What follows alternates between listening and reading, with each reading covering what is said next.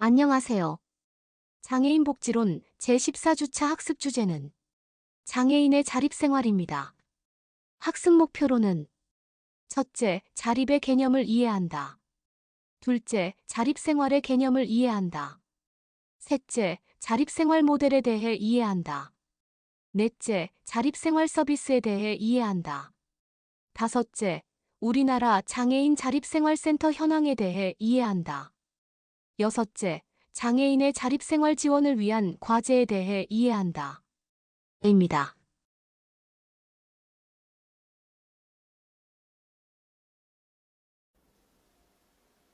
네, 여러분 안녕하십니까? 장애인복지론 마지막 주차 수업이 되겠습니다. 이번 주차 수업 주제는 장애인의 자립생활에 대해서 살펴보도록 하겠습니다.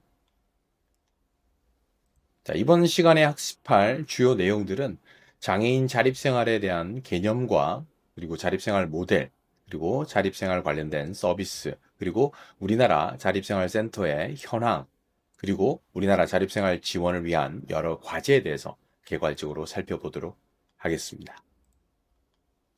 자, 우선 자립생활이라고 했을 때 이 자립생활에 대한 의미를 우리가 이해할 필요가 있겠습니다. 사실 우리가 흔히 말하는 자립생활이라고 하는 것은 다른 누군가의 도움 없이 수행할 수 있는 어떤 부분을 얘기하고 있는데요. 장애인 복지 영역에서의 자립생활이라고 하는 것은 다른 누군가의 도움 없이 수행할 수 있는 과제의 양이 얼마만큼 많으냐라고 하는 것이 중요한 것이 아니라 다른 누군가의 도움을 받는다 하더라도 중증장애인, 특히 장애인 당사자가 스스로의 삶을 선택하고 결정하고 그것에 대해서 책임을 지는 것. 이것이 바로 진정한 의미의 장애인 자립생활이라고 할 수가 있겠습니다. 자, 장애인을 위한 자립생활 기반을 조성하고 제도화하는 것. 이것은 장애인들이 우리 사회의 한 구성원으로서 그들의 가치 있는 역할을 수행하고 사회 참여를 실행하는 데 있어서 매우 중요한 부분이 아닐 수 없습니다. 자, 장애인 자립생활에 대한 개념에 대해서 개괄적으로 한번 살펴보도록 하겠습니다.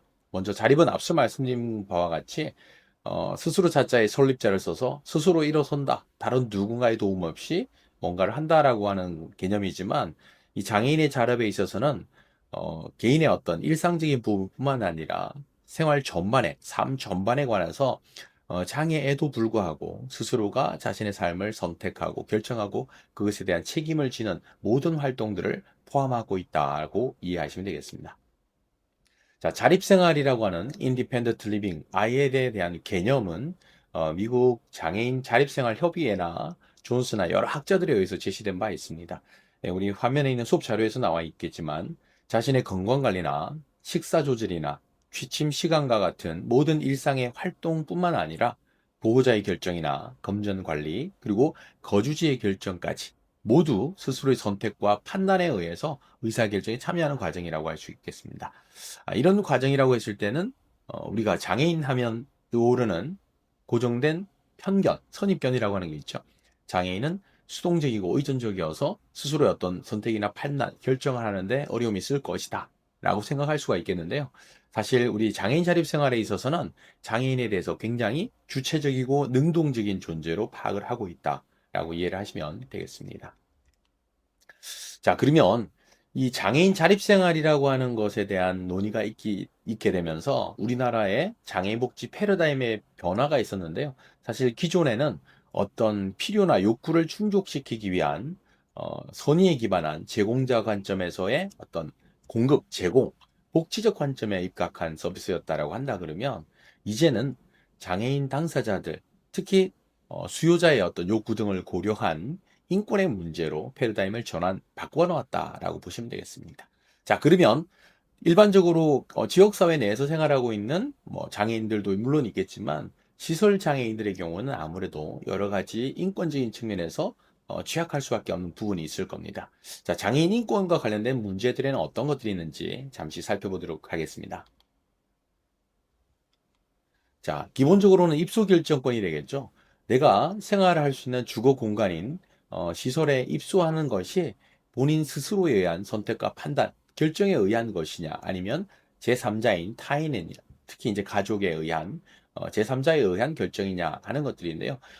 스스로가 선택하고 결정하지 않았다라고 한다 그러면 분명히 인권 침해에 해당되는 문제가 되겠죠. 자, 두 번째, 다양한 식생활을 위한 권리라고 하는 건데요.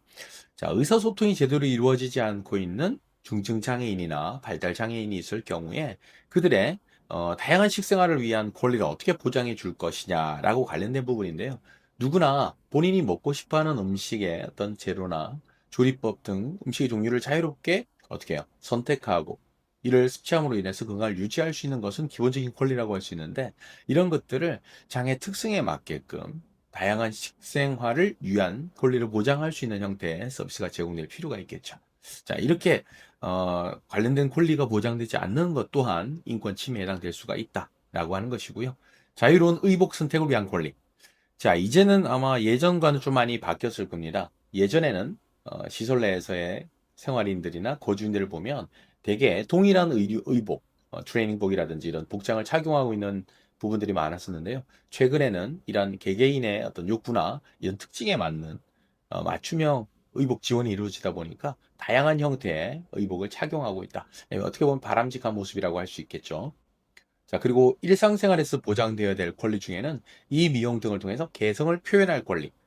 자, 여러분들 한번 생각을 해보십시오. 여러분 가정으로 이용사 혹은 미용사 선생님이 찾아오는 경우는 많지가 않겠죠. 시설에서 생활하고 있는 생활인 혹은 그 주인들도 마찬가지입니다. 지역사회 내에 있는 미용실이나 이용원을 가서 본인이 원하는 헤어스타일의 머리를 하고 싶은 이제 스스로의 개성을 표출하고 싶은 요구는 누구나 있겠죠. 이런 것들이 이제 실현될 수 있도록 하는 것이 필요하다라고 하는 것이고요. 또 사생활을 보장받을 권리라고 하는 건데 개개인의 어떤 신변이라든지 여러 가지 생활상에 있어서의 비밀들 이런 것들을 개인만 간직하고 싶은 부분들이 있겠죠. 역시 예를 들면 잠을 청하고 있는 침실이나 목욕을 하는 목욕 욕실 뭐 이런 공간에 있어서 제3자가 볼 수 없도록 하기 위한 어떤 가림막을 설치한다든지 이런 것들이 필요하겠죠. 과거에는 안전상의 이유 등을 사유로 실질적으로 이런 것들이 공공연하게 행해 준 부분들도 있다라고 볼 수가 있겠습니다. 자, 이 밖에도 건강하고 안전을 유지할 권리라고 할 수 있겠는데요. 위생적인 생활과 환경을 누릴 권리라든지 학대나 방임으로부터 안전할 권리, 그리고 하대받지 않고 평등한 관계를 맺을 권리. 네, 이런 것들이 사실 어떻게 보면 동등한 권리, 동등하고 다양한 관계를 맺을 권리가 장애인 당사자들에게도 있다라고 하는 것을 보여주는 예가 되겠죠. 자, 그리고 사상이나 양심, 종교, 정치의 자유하고도 연결될 수가 있겠습니다. 자, 종교의 자유라고 하는 건데요. 실질적으로 장애가 있다는 이유로 개인이 가지고 있는 종교에 대한 자유를 침해받는다. 이것도 문제가 될 수 있겠다라는 것이죠. 자, 교육이나 노동, 경제, 문화, 복지 서비스를 누릴 권리와도 마찬가지인데요. 여러 가지 시설 외부 방문자와 자유롭게 시설 내에서 만날 수도 있고요. 또 시설 외부로 자유롭게 외출을 할 수도 있습니다. 지역사회와 원활한 교류 내지는 지역사회 활동에 참여할 수 있는 권리가 기본적으로 장애 당사자들에게 부여되어 있다라고 하는 점을 기억하시면 되겠습니다. 자, 그리고 강제 노동에 대한 금지나 직업 선택권에 대한 부분인데요. 실제 시설 내에서 생활을 하다 보면 원치 않는 노동 활동에 강제적으로 동원되는 경우들이 예전에는 굉장히 많았죠. 이런 것들이 적정한 임금이 보장되거나 혹은 사전에 당사자의 동의를 얻지 못한 않은 상태에서 이루어지는 노동 활동에 대해서는 금지를 한다라고 하는 것이죠. 자, 그리고 적정 임금을 받을 권리와 적절한 근로 조건을 요구할 권리라고 하는 거죠. 말씀드린 것처럼 누구든지 본인의 의사에 반해서 노동을 강요받아서는 안 된다라고 하는 것이고 또 본인이 동의해서 노동 활동에 참여를 했다면 그에 준하는 적정한 수준의 임금을 받을 권리가 있다라고 하는 것이죠. 자, 그리고 또 하나는 자신의 돈을 사용하고 처분할 권리라고 하는 건데요. 발달 장애가 있거나 중증의 장애가 있다고 하더라도 본인의 금전 관리를 할 수 있다라고 하는 것을 전제로 하고 있다라고 보시면 될 것 같아요. 자, 발달 장애가 있어서 스스로에 대한 선택이나 금전 관리를 제대로 할 수 없다라고 하는 것조차 편견이나 선입견일 수 있습니다. 그래서 실질적으로 금전 관리를 어떻게 해야 되는지에 대한 충분한 교육 훈련이 이루어진다면 중증 장애인, 특히 발달 장애인의 경우에도 충분히 본인 스스로가 금전 관리를 수행할 수 있다라고 보시면 되겠습니다. 자, 이제 마지막으로 시설 퇴소 과정에서의 권리라고 할 수 있겠는데요. 시설을 나가서 생활할 수 있는 퇴소 결정권이라고 하는 것도 장애인 당사자에게 부여된 하나의 권리입니다. 다만, 이 퇴소 결정권을 행사하기 위해서는 사전에 퇴소를 한 이후의 생활이 안정된 생활을 유지할 수 있느냐라고 하는 것들이 보장되어 있어야 되는 거죠. 퇴소를 했는데 머물 곳이 없다거나 일정한 직장이나 뭐 이런 경제적인 상황이 여의치 않은 상황에서 보호자가 없는 경우이거나 이런 경우에는 시설 퇴소를 유보할 수 있다라고 보시면 되겠죠. 자, 어쨌든 본인의 의사에 반해서 이루어지는 대부분의 활동들이나 행동들이 인권 침해 소지가 있을 수 있으니까요. 주의가 필요하다고 보여집니다. 자, 장애인 인권 확보에 관해서 궁금한 사항 있으신가요? 또 기타 궁금한 사항 있으시면 LMS를 통해서 질의해 주시면 자세하게 답변을 드리도록 하겠습니다.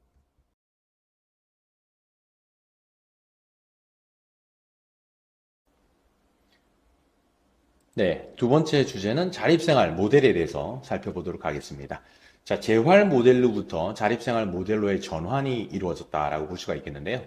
크게 두 가지 관점에서 이 재활 모델과 자립생활 모델의 차이를 살펴볼 수가 있겠는데요. 개인과 환경 둘 중에 어디에 주안점을 두고 있느냐라고 하는 것이죠. 이 재활 모델의 경우에는 장애인 당사자의 변화에 초점을 두고 있는 것이고요. 자립생활 모델은 이 장애인 당사자의 자립을 지원하기 위해서 장애인 당사자가 아니라 장애인 당사자를 둘러싸고 있는 외부 환경 체계에 대한 개입을 포함하고 있는 모델이다라고 이해하시면 아마 두 가지 모델을 충분히 이해하지 않을까 싶습니다. 자, 자립생활 모델의 초기의 기본 모토는 어떤 제공에 관한 것이다. 그러니까 어떤 욕구가 있는 장애인 당사자들의 필요를 충족시켜 주기 위해서 어떤 것들을 제공해 주는 일종의 프로비전에 초점을 두고 있다라고 볼 수가 있겠는데요. 이것이 이제 좀 시간이 지나면서 장애인 복지에 있어서의 패러다임의 변화를 가져왔는데 이것은 결국 선의에 기초한 제공자 중심의 서비스에서 권리에 기초한 소비자 중심으로의 전환을 가져왔다라고 하는 것이죠. 자, 자립생활 모델의 기본 철학적 개념의 핵심적인 조건들이 몇 가지가 있는데요. 그반 대종이라고 하는 학자는 이것을 몇 가지 중심으로 표현을 하고 있습니다. 먼저 첫 번째는 당사자 중심이어야 된다라고 하는 것인데요. 기본적으로는 소비자 주권을 가져야 된다. 다시 말씀드리면 장애인 당사자가 얼마만큼 스스로의 권리를 선택하고 결정할 수 있느냐라고 하는 선택권의 문제라고 할 수가 있겠고요. 두 번째는 지역사회 중심적이다. 이게 이제 뭐 자조적이어야 한다라고 하는 개념인데요. 결국 장애인의 자립생활이라고 하는 것도 그 지역사회를 중심으로 해서 이루어져야 된다라고 하는 것이고, 마지막 인권 중심이라고 하는 것은 어쨌든 자립생활을 위해서는 일상생활에서의 동작의 자립이나 경제적 자립이나 직업적 자립이 가능해야 된다라고 하는 걸 전제로 한다 그러면 정치적, 경제적 권리를 가져야 한다라고 하는 철학적 기반을 가지고 있다라고 보시면 되겠습니다. 자, 실제 우리 화면에 보이는 그 내용처럼 실질적으로 장애인의 자립생활에 있어서 무엇보다 중요한 내용을 말씀드리면 다른 누군가의 도움 없이 수행할 수 있는 과제의 양이 얼마만큼 많으냐. 많고 적음의 문제가 아니라 다른 사람의 도움을 받는다 하더라도 스스로 삶을 선택하고 판단하고 결정할 수 있는, 그래서 장애인 당사자의 삶의 질이 향상될 수 있도록 하는 것. 이것이 장애인의 자립생활의 목표다라고 이해를 하시면 되겠습니다. 자, 그러면 이 자립생활 모델에 대해서 학자들은 어떤 관점으로 바라보고 있을까요? 기본적으로는 장애인의 사회 통합을 이루기 위한 일종의 운동적 성격, 무브먼트적 성격을 가지고 있다라고 보는 학자들의 입장이 있고요. 두 번째는 장애인 주간 활동 서비스라든지 장애인 활동 지원 서비스라든지 돌봄 서비스와 같은 하나의 서비스 형태로 자립생활 지원 서비스를 이해하는 학자들도 있습니다. 장애인 복지론 제14주차 수업 잠시 쉬어갑니다. 5초 후에 뵙겠습니다. 하하하하. 장애인의 사회 통합이나 평등, 참여 이런 것들을 이루기 위한 여러 가지 프로그램들이 존재했는데요. 이런 프로그램 중에 여러 가지 프로그램을 제공했음에도 불구하고 장애인의 완전한 사회통합이나 참여, 평등을 이루는데 한계가 있었다라고 판단하고 새로운 어떤 형태의 프로그램으로서 제시된 것이 바로 자립생활이라고 보시면 되겠습니다. 자, 자립생활 모델의 대표적인 이야기를 하나 말씀을 좀 드리려고 하는데요. 장애인 자립생활 모델의 출발이라고 하는 것은 미국의 에드 로버츠라고 하는 한 사람의 이야기로부터 시작됩니다. 우리 화면에도 잘 표시를 하고 있지만 에드 로버츠의 삶을 통해 바라본 장애인의 자립과 이 자립 생활에 대한 부분인데요.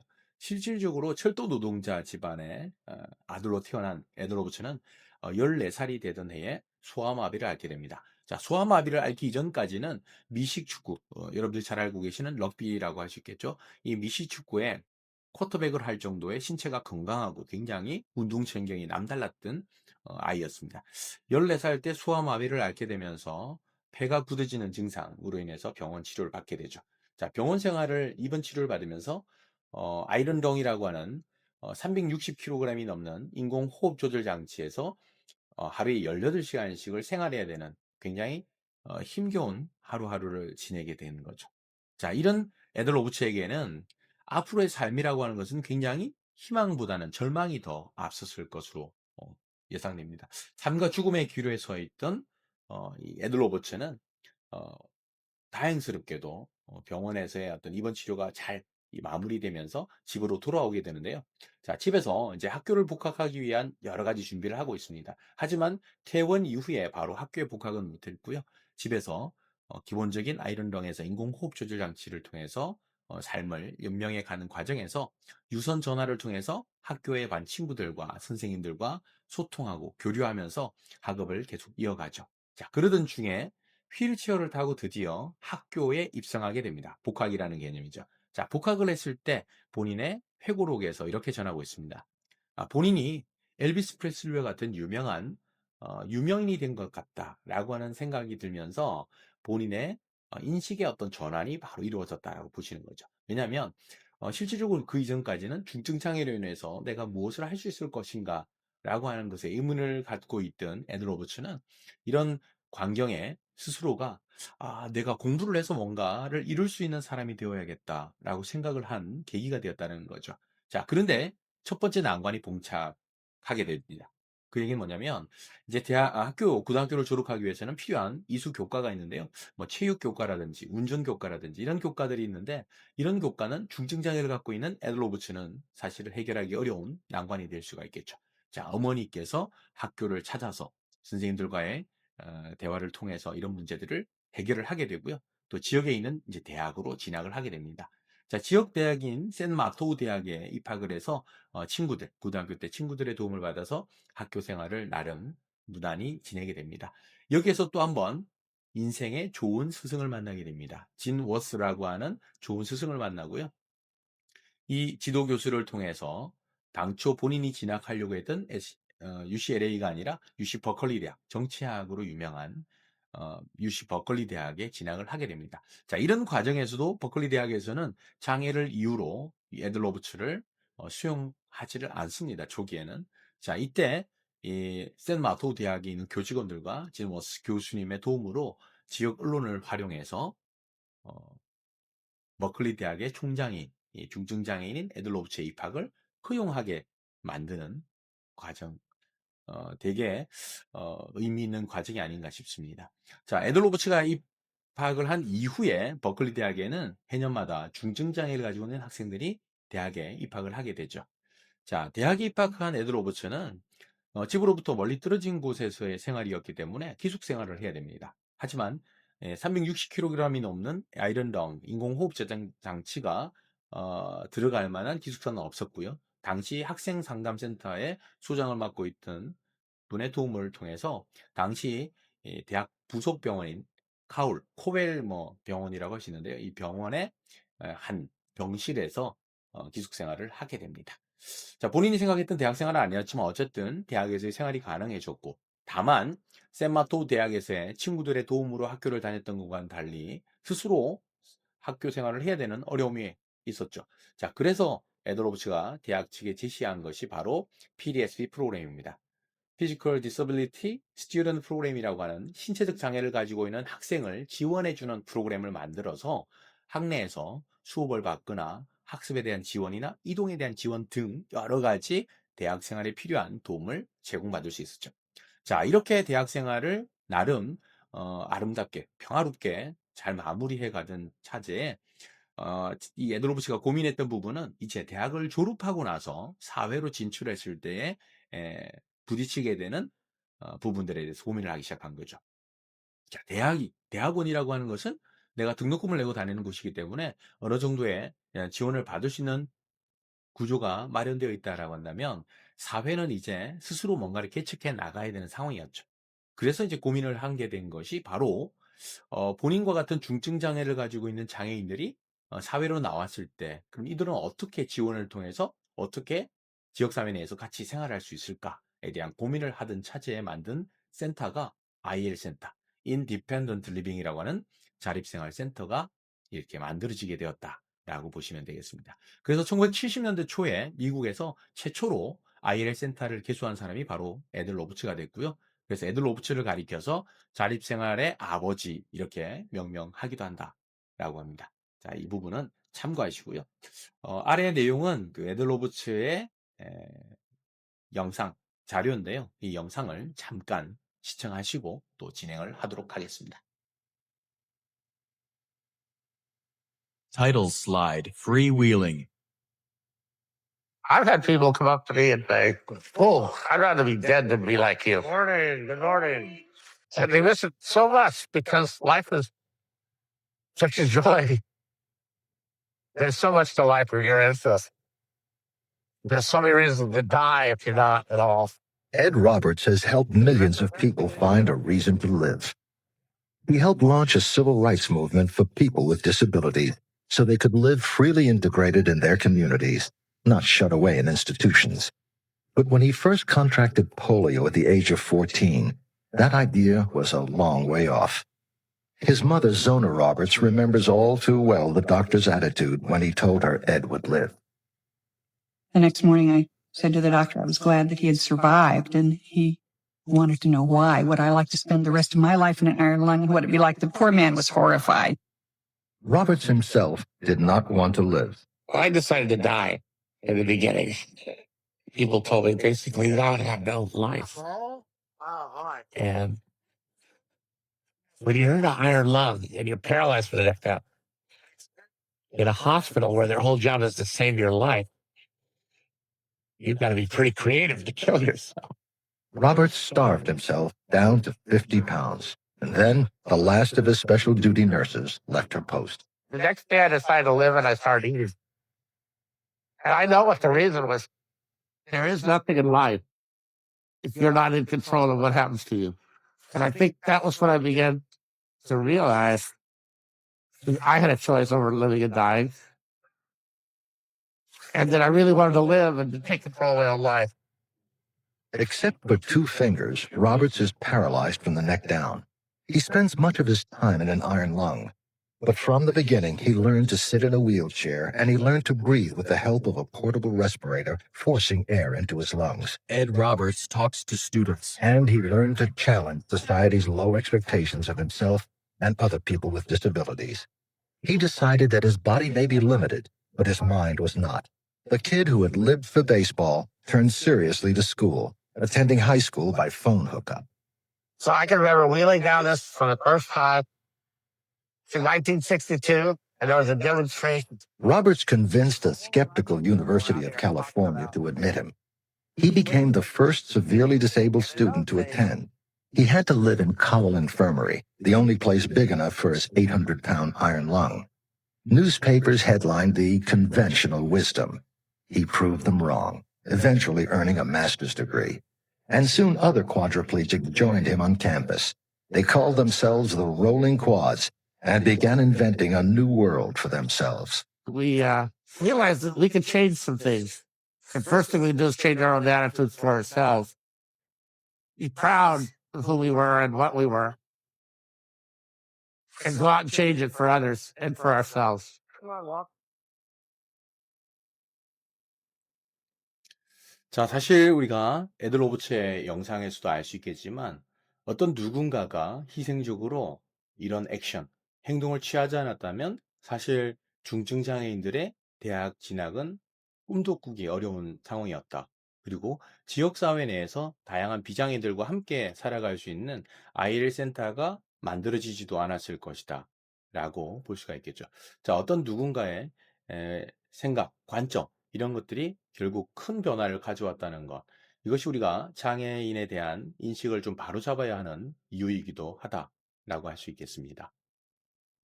자, 장애인 자립생활 모델에 관해서 궁금한 사항이 있으시면 LMS를 통해서 질문해 주시면 자세하게 답변 드리도록 하겠습니다.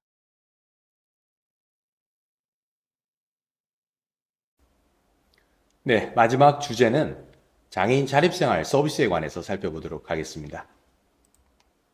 자, 자립생활 서비스라고 할 수 있는 부분들은요, 실질적으로 장애인들의 지역사회 통합을 위해서 아주 필요한 서비스 중에 하나라고 할 수가 있겠는데요.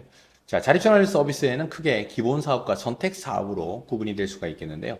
기본적인 기본 사업으로는 장애인 당사자들에게 자립에 필요한 여러 가지 정보를 제공하거나 지역에 있는 다양한 기관에 의뢰하는 것들, 그리고 권익을 옹호해 주거나 유사한 장애를 가지고 있으면서 자립생활에 성공한 사람들로부터의 어떤 상담, 일종의 동료 상담이라고 할 수 있겠죠. 그리고 일상생활이나 여러 신변 처리에 필요한 자립생활 기술 훈련, 이런 것들은 장애인 자립생활 서비스의 기본 사업 중에 하나다라고 보시면 되겠고요. 선택적으로 이루어지는 활동들은 개별적으로 자립 지원 계획을 수립해서 지원한다거나 장애인 활동 지원 서비스를 제공한다거나 혹은 거주시설의 장애인들의 탈시설 자립 지원을 한다거나 주거 서비스를 지원하거나 이동 서비스, 보조기기를 관리, 수리, 임대해주는 이런 다양한 것들은 선택 사업에 포함될 내용들이다라고 보시면 되겠습니다. 자, 우리나라의 자립생활센터는 사실 2000년대에 접어들면서 사실 어떻게 보면 미국의 경우는 70년대 자립생활센터가 처음 개소를 했고 우리나라의 경우는 97년 서울에서 이 일본의 자립생활 운동 모델이 소개되면서 2000년부터 이제 시작되었다라고 볼 수가 있겠는데요. 우리 수업 자료에서도 나와 있는 것처럼 2000년에 서울에 있는 동대문구 피노키오 자립생활센터와 광주에 있는 우리 장애인 자립생활센터가 개소되면서 우리나라에서 이 장애인 자립생활 모델이 출발을 했다. 그러니까 2000년에 시작을 했으니까 한 25년 정도 지금 맞이하고 있다라고 보시면 되겠고요. 현재 전국에 약 한 300여 개소로 양적인 증가를 가져왔다라고 보시면 되겠고요. 실질적으로 과거에는 예산 지원 없이 운영되는 시설들이 굉장히 많았고 실질적으로 이런 장애인 자립생활센터가 보조금을 받기 시작한 것도 얼마 되지 않았다라고 보시면 되고요. 그럼에도 불구하고 운영이 이루어질 수 있었던 것은 좀 전에 말씀드렸던 선택 사업 중에서 활동 지원 서비스를 통해서 이 바우처 사업을 통해서 센터 운영에 필요한 경비를 마련을 했다라고 이해를 하시면 되겠습니다. 장애인 자립생활센터 운영 현황에 대한 연구 내용인데요. 초기에 장애인 자립생활센터가 만들어서 운영되는 중간 단계 한 2010년 정도에 보고된 연구 자료입니다. 내용을 참고하시면 되겠고요. 장애인 자립생활센터의 법적 근거는 이 장애인복지법에 관련된 근거가 마련되어 있고 또 최근에 개정된 법률에서는 장애인복지 시설의 유형에 장애인 자립생활 지원 시설에 대한 내용이 추가되었다라고 보시면 되겠고요. 더욱이 장애인 자립생활에 대한 지원에 더 많은 관심을 가지고 있다라고 보시면 되겠고요. 이 장애인 자립생활 지원에 있어서 또 무엇보다 중요한 것 중에 하나가 바로 장애인 활동 지원 서비스라고 할 수가 있겠는데요. 관련된 서비스는 이 ableservice.or.kr 장애인 활동 지원 홈페이지를 통해서 관련된 내용들을 참고하시면 되겠습니다. 자, 마지막으로 이 장애인의 자립생활 지원을 위한 과제라고 할 수가 있겠는데요. 무엇보다 중요한 것은 이 자립생활을 위해서는 장애인 당사자가 스스로 선택하고 판단하고 결정할 수 있는 주체적이고 능동적인 자세를 가지고 적극적으로 삶의 변화를 위한 노력에 참여를 해야 된다라고 하는 것이고요. 장애인 당사자의 노력과 더불어서 우리 지역사회가 그리고 전체 정부가 국가가 나서서 이 장애인 자립생활을 지원하기 위한 물리적 환경인 편의시설 설치라든지 이런 인프라를 구성하는 것도 필요하고요. 또 다수의 비장애인들의 장애인을 바라보는 불편한 시선, 고정관념이나 편견들을 깨고 좀 더 건강한 시선을 가지고 장애인들을 바라볼 수 있는 분위기가 조성되는 것이 무엇보다 필요하겠죠. 물론 여기에 더해서 실제 학자들의 이 장애인 자립생활이 좀 더 활성화될 수 있도록 하기 위한 다양한 연구활동이나 홍보활동들 이런 것들이 지원되면 더 좋은 결과를 만들어낼 수 있겠고요. 국가나 지방자치단체는 장애인 자립생활센터 운영에 좀 더 효율성을 기하기 위한 효과성을 기대하기 위해서 다양한 재정 지원 활동도 확대해 나갈 필요가 있겠습니다. 자, 이제는 장애인 자립생활센터가 양적인 증가를 가져왔다라고 한다 그러면 이제는 질적인 측면에서의 개선을 통해서 좀 더 지역사회 중증 장애인들의 자립생활 지원에 중추적인 역할을 할 수 있는 기관으로서 역할을 수행하기를 기대해 봅니다. 자, 지금까지 우리가 장애인의 자립생활에 대해서 살펴봤습니다. 자, 기타 궁금한 사항 있으시면 LMS를 통해서 질의해 주시면 감사하겠습니다. 안녕하세요. 장애인 복지론 제14주차 학습 내용은 자립생활의 개념, 자립생활 모델, 자립생활 서비스, 그리고 우리나라의 장애인 자립생활센터 현황과 장애인의 자립생활 지원을 위한 과제에 대해 살펴보았습니다. 다음 시간에는 장애인 복지론 전반에 관한 학습 역량을 평가하는 역량 성취도 평가를 진행합니다.